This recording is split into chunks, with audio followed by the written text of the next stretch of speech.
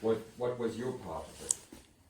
So back in 2020, people did not expect that it's actually very easy once that we have 5G network to have people understand that even though we have different positions, we can very easily build common values if there is a mechanism to do so. So my part is like a digital peacekeeper. We made a space where everybody can share their reflections on what the problem is, and instead of talking about how to fix it, we first have people share what they mean by fixing it, what they feel about fixing it, and so on, so that we have a common map of the issues at hand. And very quickly, people understood that there are certain pathways that are very thin, that are very difficult, but that's the only way out of the wicked problem. Okay, and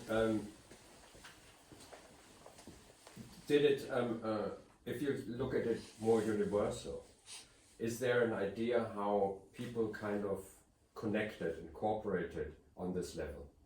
Certainly.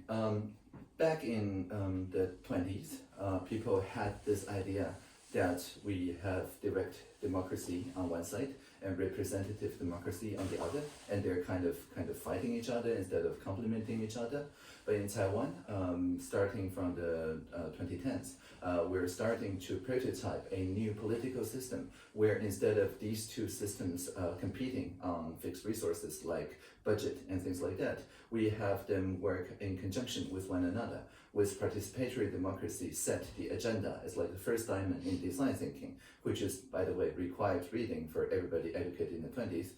So for the first diamond, it's participatory democracy, and for the implementation, that's the development and delivery, that's representative democracy. And once we fix on the same structure, and everybody understood that this is the how might we question, that is the thing that democracy is supposed to produce, it became very easy for all the different democratic systems. It could be liberal democracy, it could be central democracies, it could be authoritarianism, to converge on this new political system.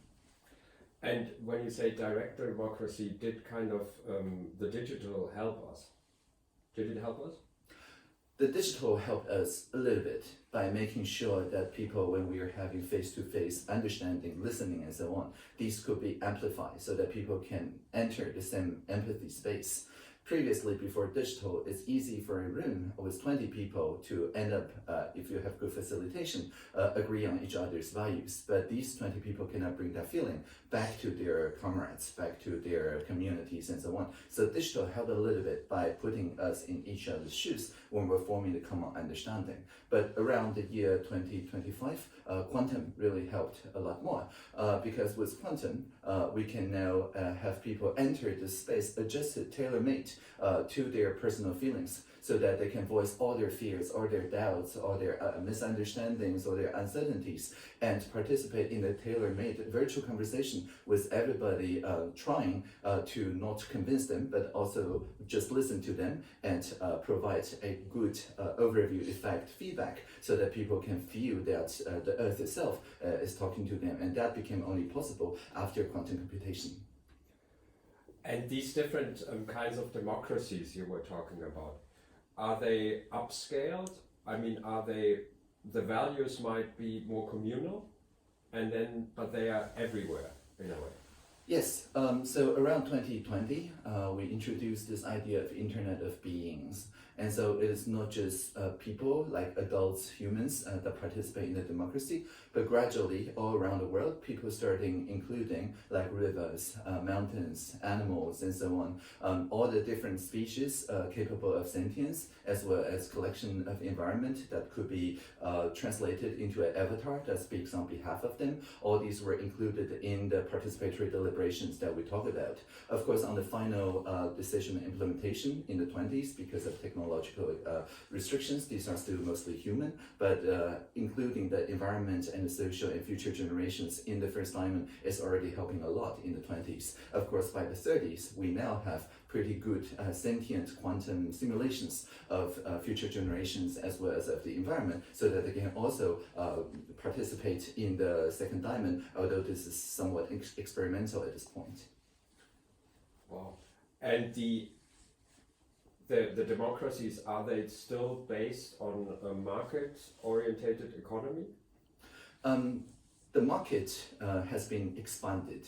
so that it is not just about trading services or products and so on. We use this simple idea called quadratic voting, making sure that people understand that each of our strengths or preferences is best if we just share our private assessments of common issues with the community, because that ends up resulting in the best possible outcome. And this solved the old election paradox, the arrow paradox, because that was built on the idea that a person only have a limited number of votes and 1 vote per candidate. And that was because the bits were insufficient. The uploaded information is not sufficient, and that is the cause of the paradox. But when everybody switched to quadratic voting, people discovered that they can save their voting points, they can save their voice credits, and everybody understands that it is the best for everybody if they evaluate only the parts that they actually have an idea about, and also learn from the other analysis from other people that they care about, and just almost magically, because each increasing return of each vote is the same as the increasing expectation of the cost.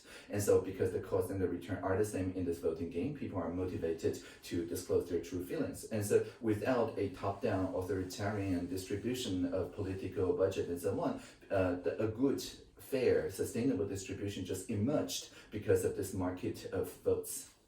So there's no price system as we know it, in a way. There's not this thing, people make prices and compete.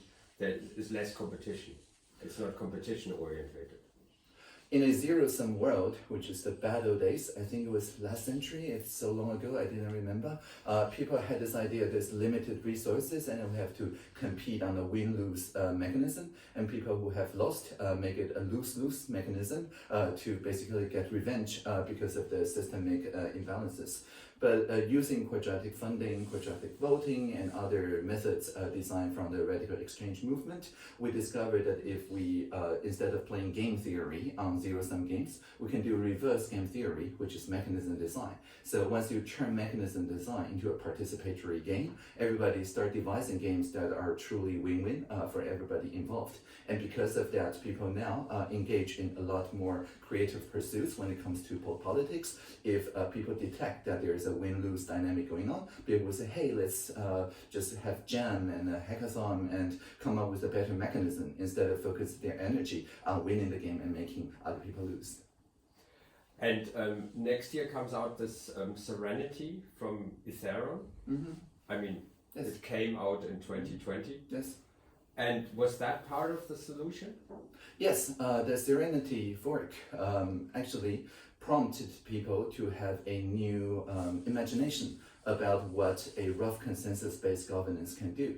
Because previously, people understood blockchain or Bitcoin in a very fixed term, like they are here to provide a public ledger that are self-funding, which sounds okay, but it doesn't really expand to other part of the society. But with the Serenity, people now understand that the Ethereum naming system, for example, it could be adapted and used for like legal identities. Those legal identities don't have to come from a top-down government or bureaucracy or a bank, but rather can be gamified so that people authenticates each other using what we call at that time a distributed identity system or social identity system. But nowadays we just call it the identity system because the old top-down fixed single point of failure identity system has just rendered obsolete after the new Serenity system came about. And so that became one of the key points that enabled people to have multiple jurisdictions, cross-jurisdictional identities, and the imagination of